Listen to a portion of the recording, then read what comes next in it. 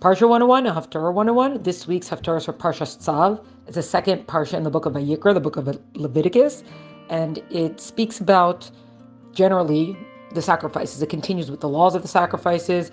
Eventually we'll go to speak about the priests and their roles and things, and inaugurating them and the temple service, etc., or the Mishkan, the tabernacle.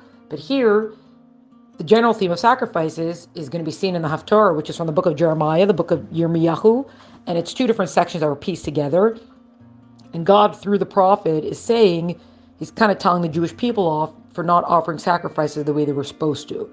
As in, sacrifices are not just a ritual, they're not just motions to go through. There's intent, and there's meaning behind all this. And if you guys are just going to be, slaughtering animals and just roasting them on the altar, then you're not doing what you're supposed to be doing, and don't stop wasting the animals kind of idea. And so, goes back, your ancestors, I took them out of Egypt and all this stuff, and they decided, and I gave them instruction I was going to be their God, you're going to be my people, and they decided not to listen. This whole idea, also saying, come back. And then the way that it ends is that it says that God says, let not the wise man boast of his wisdom, nor the strong man boast of his strength, nor the rich man boast of his riches. Rather, a person who can boast, let someone take pride in knowing and understanding me. I am God who practices kindness, justice, and righteousness on the earth. These are things that I delight in, says God.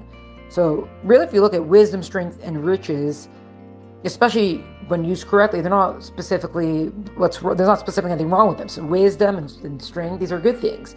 So why is God kind of telling them off about this? Because the general idea is when individuals credit themselves for the wisdom or the strength or the riches. The next part tells us the correct way to view this, that one who understands me and knows me, and saying, it's not I who've earned these things, I'm not the one who does this, etc. It's because God has given me this wisdom, strength, riches. Also, kindness, justice, and righteousness, all these things. This is what makes it worthy of praise.